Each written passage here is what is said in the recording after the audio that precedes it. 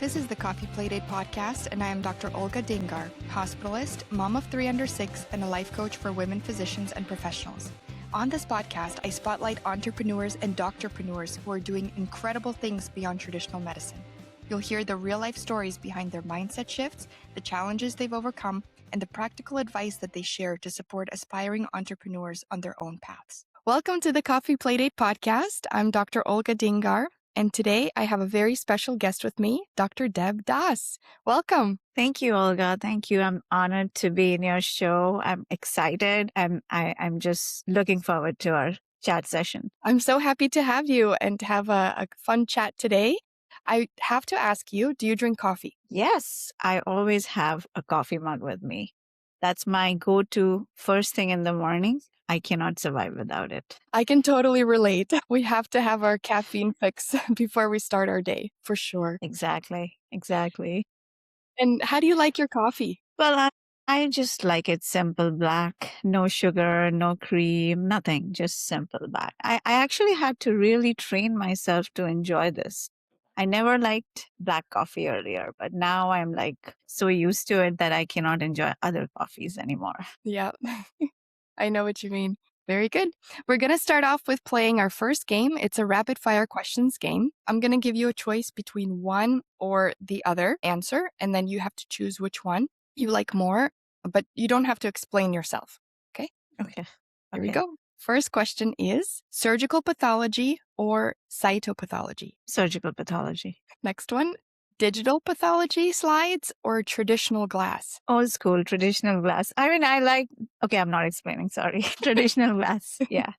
Awesome. Okay. How about this one, clam chowder or lobster rolls? Lobster rolls.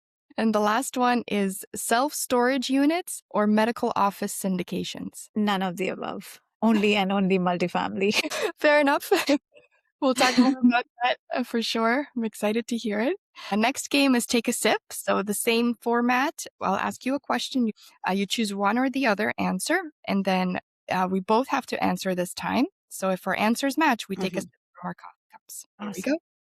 First question, 1031 exchange or cash out refinance to pull equity? If you had 1031 exchange. 1031 exchange. Me too. Cheers. About duck boat or city sightseeing bus for a Boston tour? City sightseeing bus for Boston tour. City sightseeing. Cheers. Playing baseball or throwing a frisbee in the park? Throwing a frisbee in the park. Me too. I don't know how to play baseball. And the last question, biking or Ubering during rush hour? Biking. Biking, me too. If I had a bike. If I had a bike, same. All right, Deb, so can you tell a little bit about yourself and your business? Sure. So I am a practicing pathologist based out of Boston, and I own a multifamily syndication company called Boston Rice Capital.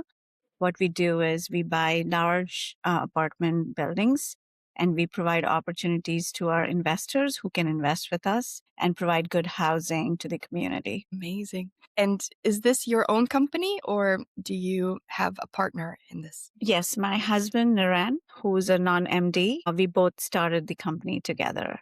We do have some other partners with whom we do partnerships, but this Boston Rice Capital is our own company. When did you start Boston Rice Capital? What year? So we started Boston Rice Syndication Company last year in 2025 summer. Nice. And have you seen it grow quite a bit? Yes, we actually scaled to owning 158 units in a span of 1.5 years. That's incredible. How did you do this? Well, you just got to do what you got to do, right? We educated ourselves a lot. We went and participated in a lot of masterminds, a lot of hustling. And I think the biggest thing was we partnered with the right people. So we were able to partner with experienced people, and we learned a lot by doing that. And now we have our own company where we do our own syndications. That's incredible. It sounds like you have an amazing team in place. Yes. I'm just so blessed. And most of your syndications, the units that you have, are they based in the Northeast or where else have you expanded to in the US? Yeah. So we do mostly Midwest because Midwest is a cash flowing market. And Midwest has a lot of opportunities. It's also way cheaper and affordable. So as of now, currently our main targets are Midwest. We do have a deal in Atlanta, but our future projects which are coming up, they're mostly based in Midwest area, somewhere in Ohio or Indianapolis. So yeah, mostly Midwest. Wow, you are really brave because I've been investing locally, but it's risky for me, or at least that's my mindset, to step out of my local or state-based investing for real estate. But how did you overcome that challenge by investing out of state? So we wanted to scale, which wouldn't have been possible if we were doing in the New England because doesn't cash flow. And if it doesn't cash flow, we cannot give returns to our investors. So we were very investor focused. So we had to very extremely investor focused, where we are just thinking, how can we give them back? How can we increase their cash flow? So we explored many markets, and Midwest stood out the most because of cash flow. Yes, a lot of mindset as well. Like we went and toured those properties like before actually buying them. So a lot of travel involved, and having a good team on the ground helps. We also partnered up with some people who are locally based out of Cincinnati. So that was another comforting factor for us. Nice. And you mentioned some mindset shifts of just having to get over the fact that it is out of the state and you are going to have to travel and put in the effort, invest the time and energy to look at the properties that you're interested in. Are there any other mindset tools that have helped you on this entrepreneurial journey? Yes. So one thing I had to tell myself repeatedly was you will not know everything before starting out. So you need to educate yourself. You need to learn the basics and more but you cannot be a master at it. You learn on your journey. So we totally had to change our mindset to immersion technique, where immersion means you immerse yourself in the project and then you'll figure it out. And especially because we are like physicians, we have been like trained to figure out things, right? So, and this is just real estate. You'll figure it out. So that was the mindset shift, I think, which was very important, because otherwise there's a lot of analysis paralysis that can happen because you're not 100% ready ever. And no deal is going to be 100% best deal. It's going to be a good deal. So you have to keep telling yourself all that. That's very true. And I'm sure you've had many deals that you had to analyze, but was there Yes. any time that you encountered a real challenge as you were going through this journey? Yeah, like time was a very big factor, I think, for us, because I was still doing like a full-time W-2 job. And then I was also doing the syndication. There were like endless meetings, travels. So I had to take the plunge to quit my W-2. And then I went into 1099 gigs. So that was helpful to some extent. Yeah. That must have been a big transition because you're relying on this very comfortable income that comes in every, let's say, Yeah. 2 weeks or so, and now you're a contractor. Yeah. How did that feel? Yeah, it's extremely, I think, more that was one of the very, very hard decisions because it's so unstable. Like you are in a contract for 6 months and you don't know what's going to happen after 6 months. You don't know if you're even going to get your next paycheck. So, but then unless you pull the trigger, you don't know what is on the other side. So I'm just very glad that I was able to do that, pull the trigger and quit my. In fact, my chief told me, "You're making a mistake. What are you doing?" And then I had to just convince her, but she never got convinced. But she kept telling me that you're making a mistake. You should not be doing this, because she got to know I'm going for a contract job after my leaving my comfortable W-2 gig. Yeah. So, but if I didn't do that, this wouldn't have happened. I wouldn't have had the time and energy altogether. It's all about perspective, right? So from her perspective, maybe she thought two Yeah. jobs is the way to go. This is what you have to have for your whole life. But for you, it sounds like you wanted to follow your passion, which was real estate investing. Yes. Yes. I'm so happy you did that because not a lot of people feel comfortable leaving their full-time jobs. So I'm glad you were able to Yeah. step away and really Thank you. follow your Thank you. Thank you.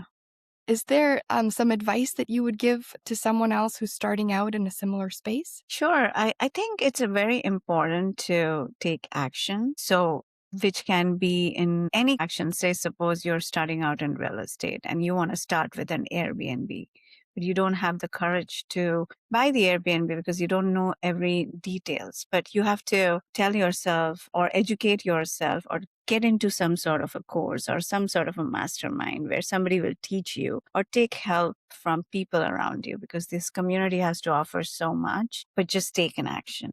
Unless you take an action, you don't know what's in the other side. So do not procrastinate. Do not go into analysis paralysis. Take action. Yes, absolutely. I completely agree with that. And correct me if I'm wrong, but I think one of your first investments was a short-term rental, an Airbnb that was out of state. Yes. Yes. And I remember talking to you. I remember that we had a very long conversation and you were just moving from Canada, right? That time. And it was, yeah, those were some good conversations we had, I remember. Yeah, and it was a scary time because there was so much unknown, there was so much uncertainty. But once you made that leap, it's like every action step that followed was more natural and didn't feel as scary. Yeah. Yeah. I love that. And Thank you. Thank I have you. to ask one more thing. Do you have a book recommendation for our listeners today? So I have many books, but one book which I really like and that helps a lot of these entrepreneurs is Who Not How by Dan Sullivan. It talks about that you don't need to know everything. You can actually hire a who can solve your problem.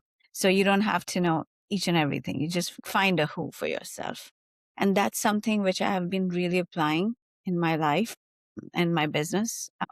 Even like in my regular routine, if I need something like even to exercise and I'm not motivated, I just find a personal instructor. So I find a who will help me solve the problem of not getting motivated, but that person will drive me to do it. So yeah, I love that book. It's a great book. Yes, it's definitely transformational. I am a huge fan of Dan Sullivan and his work as well. And you're absolutely right. Mhm. You have to know how to do everything. You just have to find the right people, the right team members, like you did for your company, to help you thrive. Well, thank you so much, Deb. It was great having you on our show. I'd love to invite you for a future episode. Thank you, Olga. It was such a pleasure and it was such a fun coffee chat, and especially with my favorite cup of coffee. Thanks for tuning in to the Coffee Playdate podcast. This episode is designed to help you stay driven, aligned, build momentum, and take action on your entrepreneurial journey. That's my Dhamma method in motion. If you enjoyed this conversation, hit subscribe and share it with one other person who you think would benefit from it. And when you're ready to live life on your own terms, book a discovery call at coacholgamd.com to see if one-on-one coaching with my Dhamma method is your next move.